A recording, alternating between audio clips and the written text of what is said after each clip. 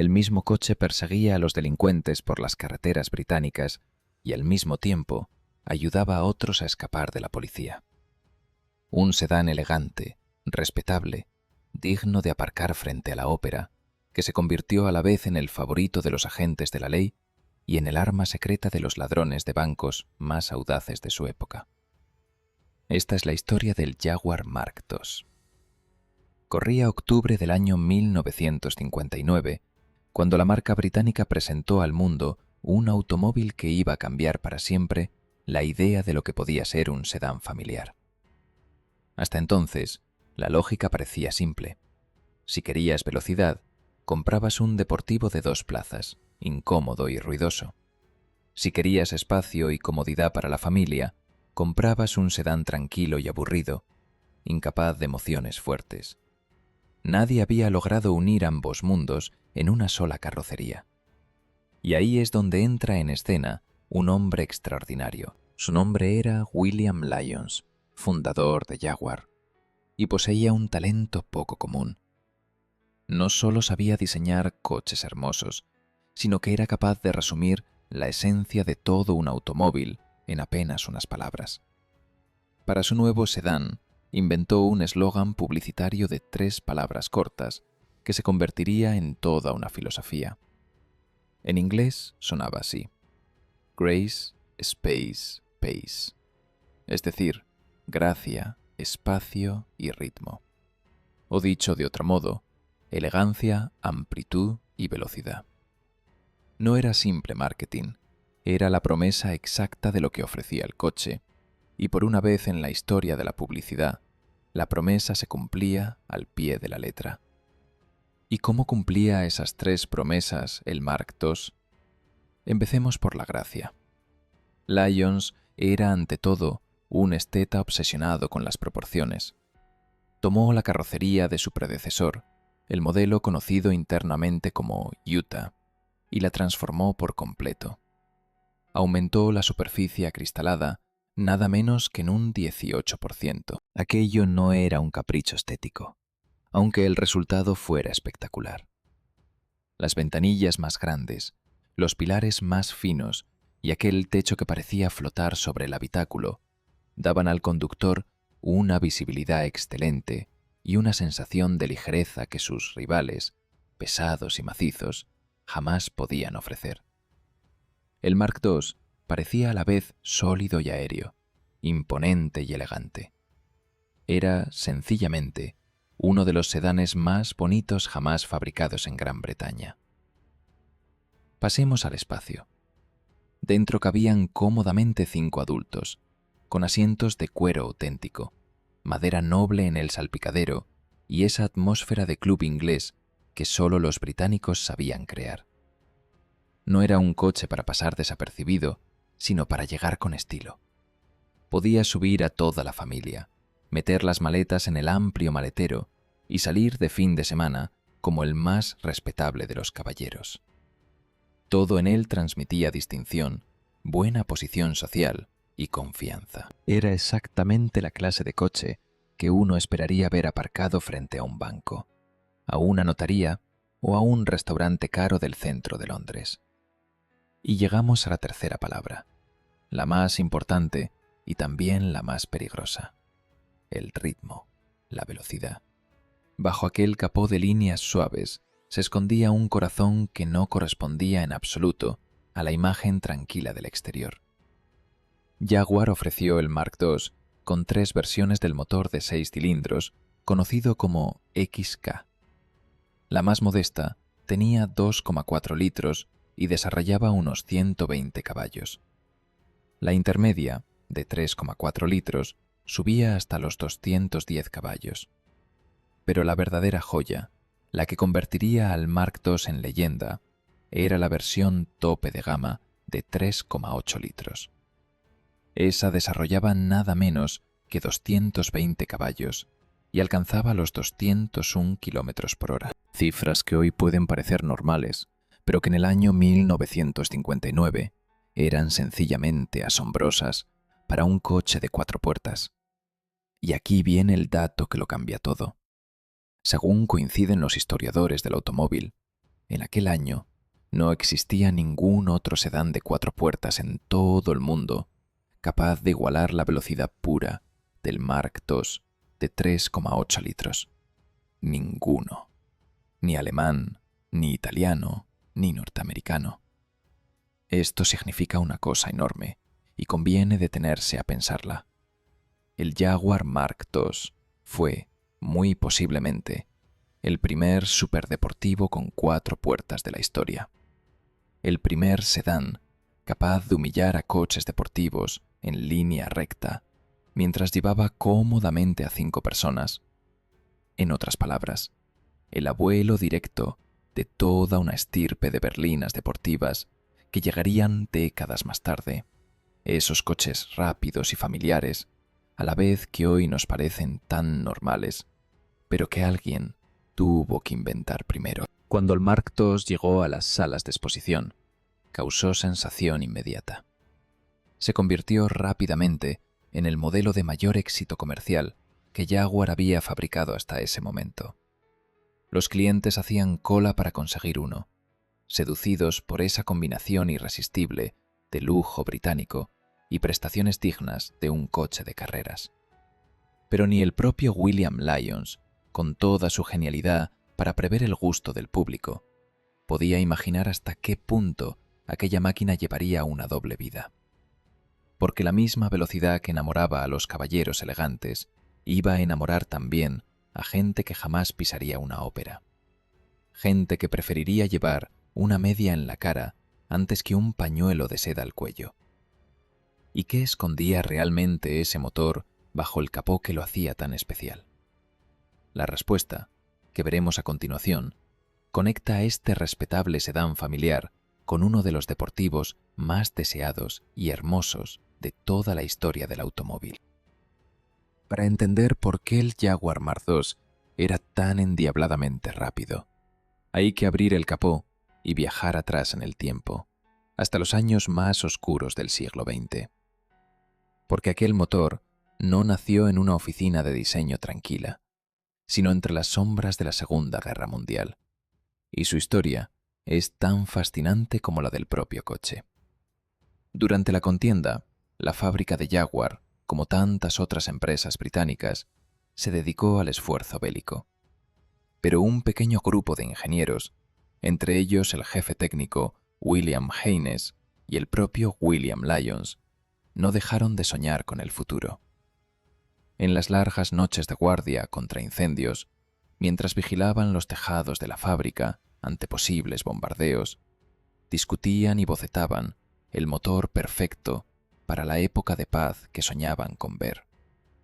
Aquel motor sería el legendario 6 cilindros conocido como XK, un propulsor con doble árbol de levas en cabeza, una tecnología entonces reservada casi exclusivamente a los coches de carreras más exóticos y caros.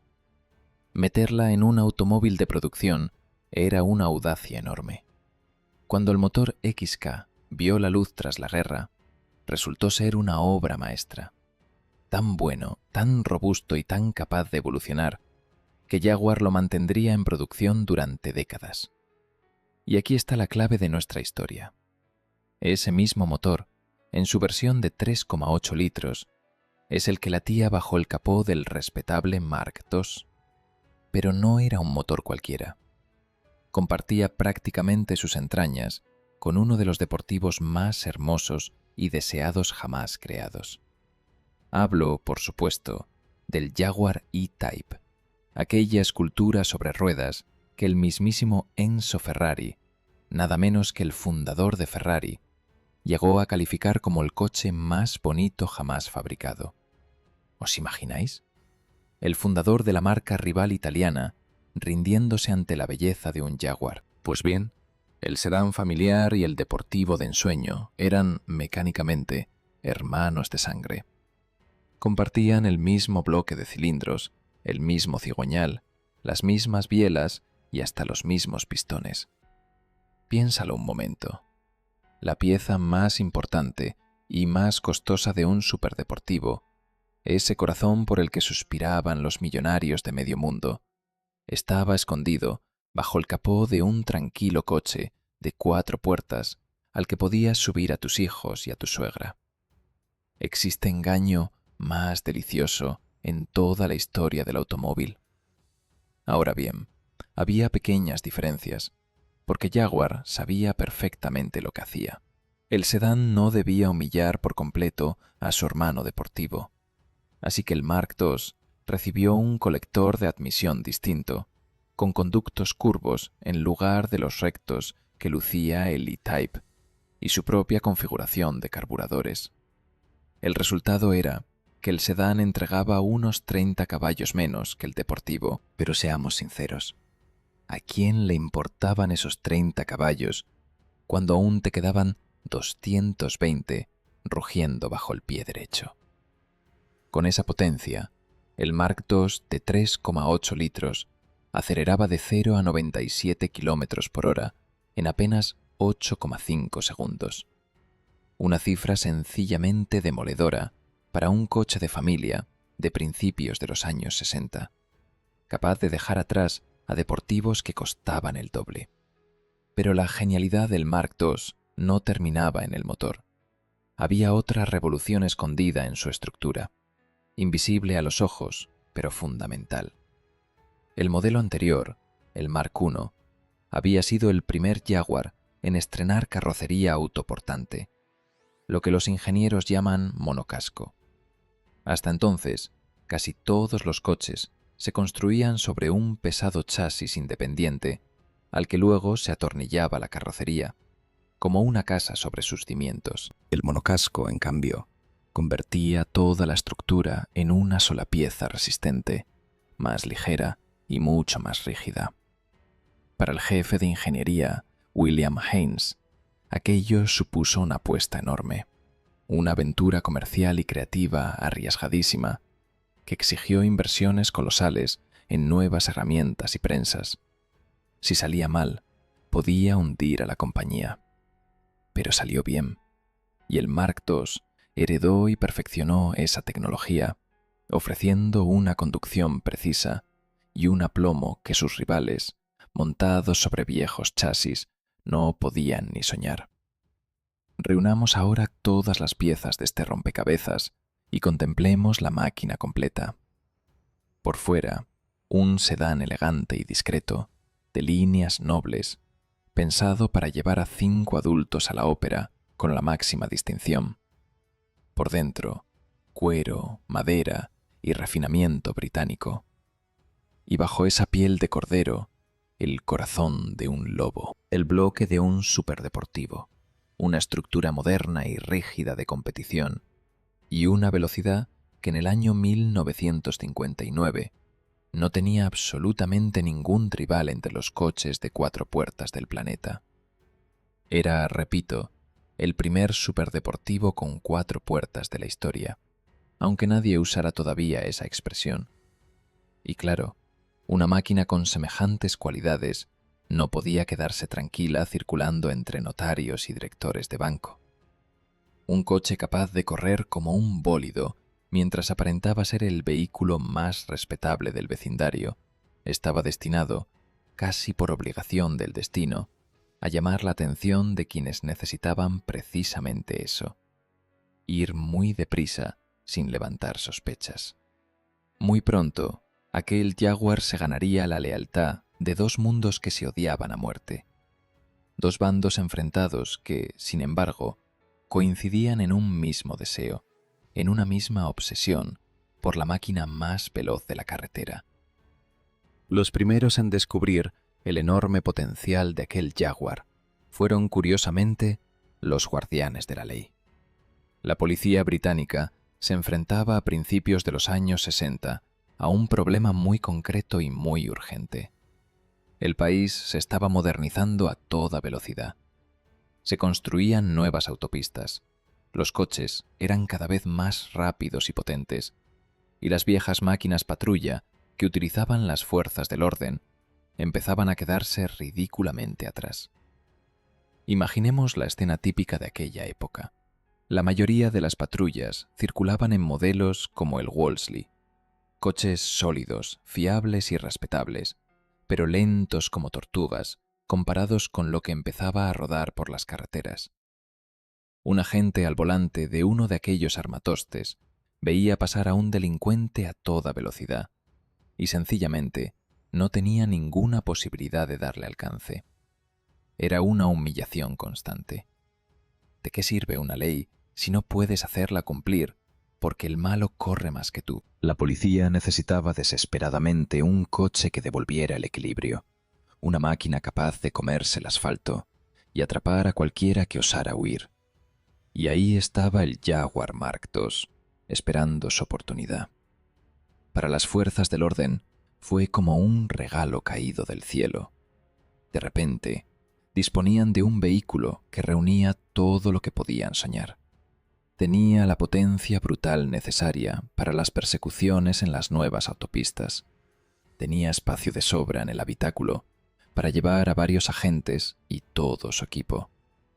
Tenía un maletero generoso, una comodidad que permitía pasar horas de guardia sin acabar molido, y por si fuera poco, una imagen de autoridad y prestigio que imponía respeto solo con aparecer. Un Mark II con la sirena encendida en el retrovisor era una visión que lava la sangre de cualquier infractor. La adopción fue tan masiva y tan lógica que hacia mediados de la década de los 60, según coinciden los relatos de la época, conducir un Jaguar Mark II se había convertido prácticamente en el procedimiento estándar de la policía británica para las unidades de tráfico y persecución. El coche se ganó una reputación formidable en las carreteras del Reino Unido. Se convirtió en el símbolo mismo de la autoridad sobre ruedas, la máquina que garantizaba que ningún delincuente pudiera sentirse a salvo simplemente porque tuviera el pedal del acelerador pegado al suelo. El bueno de la película, por así decirlo, por fin tenía un caballo a la altura de la persecución. Y aquí conviene detenerse a pintar el cuadro completo de aquella Gran Bretaña de los años 60, porque el contexto lo explica todo. Era una época de cambios vertiginosos y contradicciones fascinantes. Por un lado, el país vivía la explosión cultural de la música. La moda de Londres conquistaba el mundo entero, y una generación entera rompía con las viejas costumbres grises de la posguerra. Por otro lado, aquella prosperidad y aquella libertad trajeron también nuevas formas de delincuencia, más audaces, más organizadas y sobre todo más rápidas. La carretera se había convertido en un nuevo campo de batalla y la velocidad era el arma decisiva de ambos bandos. En ese escenario, el Mark II reinaba de manera absoluta. Ningún otro coche ofrecía esa mezcla perfecta de prestaciones deportivas, capacidad práctica y presencia imponente. Mientras los fabricantes rivales seguían empeñados en separar rígidamente los mundos, ofreciendo por un lado sedanes cómodos pero sosos, y por otro deportivos rápidos pero inútiles para el día a día. Jaguar había entendido antes que nadie que el futuro estaba precisamente en unir ambas cosas. Y esa lección la aprendió primero, como no, la gente cuyo oficio dependía literalmente de ir más rápido que el de enfrente. Pero, y aquí está el giro que hace de esta historia algo único e irrepetible, la policía no fue la única que hizo cuentas. Porque cuando un coche tiene una virtud tan poderosa, esa virtud es completamente ciega respecto a quién se sienta al volante. El acelerador no distingue entre un uniforme de agente y unos guantes de cuero negro. Las mismas cualidades que hacían del Mark II el perseguidor perfecto, lo convertían, por pura lógica implacable, en el perfecto perseguido.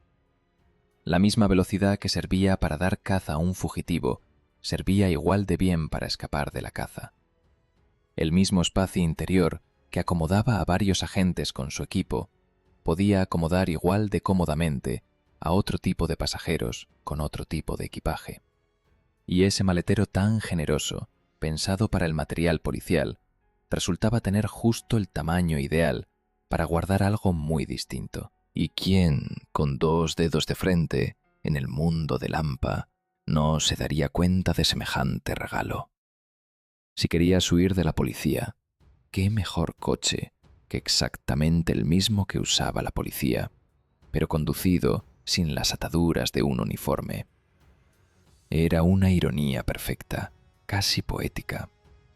El sedán que representaba la ley y el orden estaba a punto de convertirse también en el héroe indiscutible del mundo criminal británico. La respetable máquina de los caballeros iba a protagonizar algunos de los golpes más audaces y espectaculares de toda la historia del crimen en las islas, y uno de ellos, en concreto, quedaría grabado para siempre en la memoria colectiva como el atraco del siglo. En la Gran Bretaña de aquellos años, hay que decirlo sin rodeos, el atraco a mano armada no era visto por todos como el crimen abominable que hoy imaginamos. En ciertos rincones del bajo mundo londinense existía casi una mentalidad empresarial retorcida, una visión del robo a bancos y furgones como un negocio de riesgo, arriesgado pero potencialmente muy rentable, con sus planes, sus inversiones y sus herramientas de trabajo.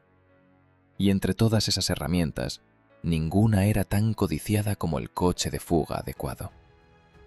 Para aquel oficio tan particular, el Jaguar Mark II resultó ser sencillamente perfecto. Pensémoslo con la frialdad de un delincuente de la época.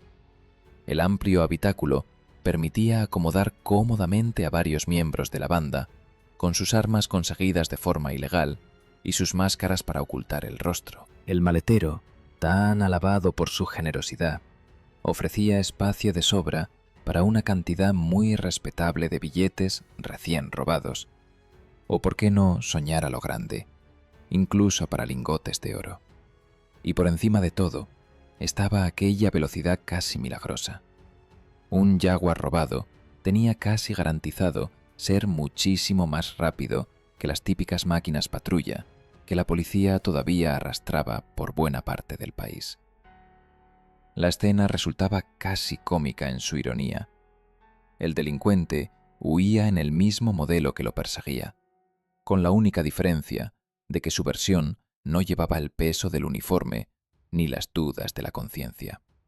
Un historiador lo resumió con una frase tan aguda que merece recordarse. Venía a decir que el conductor de un Mark II tenía tantas probabilidades de ser visto con una media de nylon cubriéndole la cara, como con una elegante chaqueta deportiva y un pañuelo de seda al cuello. Un mismo coche, 2 rostros opuestos, la respetabilidad más absoluta y el crimen más descarado, circulando sobre las mismas 4 ruedas. ¿Existe mejor prueba de hasta qué punto una máquina puede escapar por completo a las intenciones de quien la diseñó?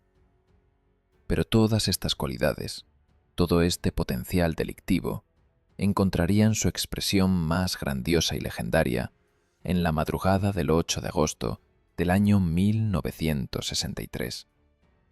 Aquella noche se cometió uno de los crímenes más audaces, mejor planificados y más espectaculares de toda la historia británica.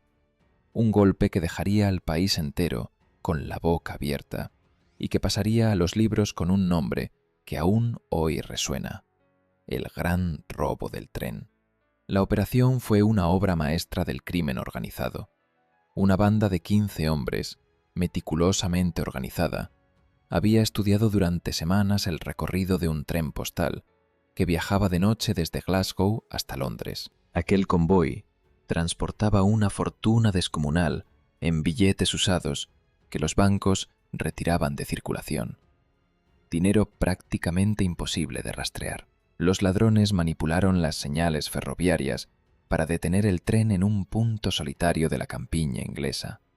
Asaltaron el vagón del dinero y se hicieron con un botín absolutamente colosal, una de las mayores sumas jamás robadas hasta ese momento en el país. Fue un golpe planificado con precisión militar, digno del mejor guión de cine. ¿Y qué papel jugó nuestro protagonista de 4 puertas en semejante hazaña criminal? El Jaguar Mark II quedó ligado para siempre a la leyenda de los coches de fuga británicos de aquella época, la misma en la que se cometió el gran robo del tren. Y tiene toda la lógica del mundo. Después de un golpe de esa magnitud, con la policía a punto de movilizar todos sus recursos, con cada minuto valiendo literalmente una fortuna y la libertad, ¿qué banda en su sano juicio confiaría su escape a un coche cualquiera? Necesitaban lo mejor de lo mejor. Una máquina capaz de tragarse los kilómetros y desaparecer en la noche antes de que sonaran las primeras sirenas. Necesitaban, en definitiva, exactamente las mismas virtudes que habían enamorado a la policía. La velocidad para huir, el espacio para el dinero, la fiabilidad para no fallar en el momento decisivo. Y aquí reside la paradoja más deliciosa y desconcertante de toda esta historia. El coche que el Estado británico había adoptado como su brazo veloz de la ley se convertía ahora, esa misma noche, en el cómplice silencioso del crimen del siglo. La herramienta del orden, transformada en herramienta del caos, sin cambiar una sola tuerca, simplemente cambiando de manos. Imaginemos la escena por un instante. Un Mark II huye, yendo a toda velocidad por las carreteras oscuras de Inglaterra, cargado de billetes, mientras otro Mark II idéntico, esta vez con el escudo de la policía, salía en su persecución. El cazador y la presa compartiendo exactamente el mismo motor, la misma carrocería, la misma velocidad endiablada. Nunca antes un solo modelo de automóvil había encarnado de manera tan perfecta las dos caras de la humanidad, la ley y el delito, enfrentadas a 200 kilómetros por hora. Con episodios como aquel, el Mark II se ganó un aura mítica que ningún departamento de marketing habría podido inventar jamás. Se convirtió en un personaje de novela negra, rodando sobre asfalto, en un icono cultural cargado de misterio y peligro. Pero la doble vida de este Jaguar extraordinario, con ser tan fascinante, no termina en los túneles del crimen ni en las autopistas de la ley. Porque este coche tenía todavía otra faceta, otra pista que conquistar y otro capítulo final que escribir en la historia del automóvil. Había un tercer escenario donde el Mark II demostró de qué pasta estaba hecho, y no era ni una comisaría ni un escondite de forajidos. Era el circuito de carreras, el lugar donde no hay trampas, ni disfraces, ni excusas, solo cronómetros implacables y curvas que perdonan muy poco.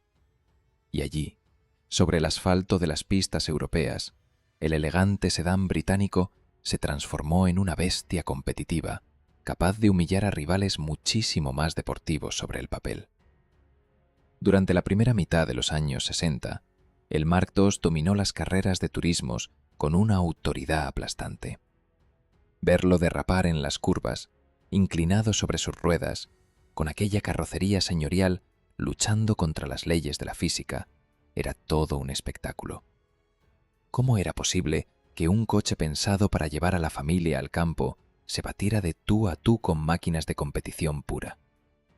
Pues gracias a esa mezcla imbatible de potencia bruta y estructura rígida que ya conocemos, al volante se sentaban auténticas leyendas del automovilismo. Nombres como Roy Salvadori y Duncan Hamilton, pilotos curtidos en las carreras más duras, incluyendo las míticas 24 horas de Le Mans. A ellos se sumaron ases europeos como el francés Bernard Constant, que arrasó en el campeonato francés de turismos, y el alemán Peter Lindner. El Jaguar no solo ganaba, ganaba con estilo, dejando claro que la elegancia y la velocidad no estaban reñidas. Y como si la vida de este coche no fuera ya lo bastante intensa, todavía le esperaba una nueva reencarnación, esta vez en las pantallas. Décadas más tarde, el Mark II se convirtió en el coche inseparable de un personaje entrañable de la televisión británica, el inspector Morse, aquel detective culto, melancólico y amante de la ópera. ¿Y qué mejor vehículo para un investigador refinado que precisamente aquel sedán de doble alma, capaz de resolver crímenes con la misma clase con la que, en otra vida, los había protagonizado? La ironía era perfecta y el público la adoró. Aquel Jaguar Granate se volvió tan famoso como el propio detective. Pero toda gran historia tiene su desenlace, y el del Mark II llegó con los cambios de los tiempos. En el año 1967, Jaguar renovó la gama y rebautizó el modelo con nuevos nombres, 240 y 340, versiones algo más austeras, pensadas para abaratar costes y estirar la vida comercial de un diseño que ya empezaba a acumular años. Sumando todas las variantes de las series Mark I y Mark II, se fabricaron cerca de 128.000 unidades entre 1955 y 1969, una cifra rotunda que confirma hasta qué punto aquel coche había conquistado a su época. Su espíritu no murió, sino que se transformó en los modelos que vinieron después, el S-Type, el 420 y, sobre todo, la gran berlina que definiría a Jaguar durante generaciones, el XJ6. Y ahora sí, llegado el final, toca sacar conclusiones. Porque la verdadera huella del Mark II no está en las cifras de ventas ni en los trofeos, sino en algo mucho más profundo y duradero. Este coche inventó un concepto que entonces no tenía ni nombre y que hoy mueve miles de millones en la industria del automóvil. La idea de un sedán práctico y familiar que al mismo tiempo corre y se conduce como un deportivo. Piénsenlo bien. Cada vez que hoy vemos una berlina deportiva alemana devorando una autopista, esos famosos BMW de la serie 5, cada rival que promete lujo y prestaciones en el mismo paquete, todos ellos, absolutamente todos, son descendientes directos de la fórmula que aquel Jaguar británico patentó con la práctica. Mientras sus competidores de los años 50 seguían atrapados en la vieja idea de que un coche solo podía ser rápido o cómodo, pero nunca las dos cosas a la vez, William Lyons y su equipo derribaron ese muro para siempre. Grace, space, pace. Gracia, espacio, velocidad. 3 palabras que resultaron ser proféticas. Pocos automóviles en la historia han logrado vivir tantas vidas en una sola carrocería. Fue el orgullo de los caballeros elegantes y el arma de los criminales más audaces. Fue el brazo veloz de la ley y el cómplice del atraco del siglo. Fue campeón en los circuitos y estrella de la televisión. Y por encima de todo, fue el visionario que adelantó medio siglo el futuro del automóvil, el abuelo secreto de todas las berlinas deportivas que hoy nos parecen tan normales. No está nada mal para un coche que, a primera vista, no parecía más que un respetable sedán para ir a la ópera. Quizás esa fue siempre su mayor genialidad, esconder un alma salvaje bajo una máscara de perfecta educación británica. ¿Y tú? ¿De qué lado habrías estado al volante de este Jaguar? ¿Persiguiendo a los malos con el uniforme de la ley o huyendo en la noche con el maletero lleno? Déjame tu respuesta en los comentarios. Me encantará leerte. Si has disfrutado de esta historia, regálame un me gusta y suscríbete al canal para no perderte las próximas leyendas sobre 4 ruedas. Nos vemos en la siguiente carretera.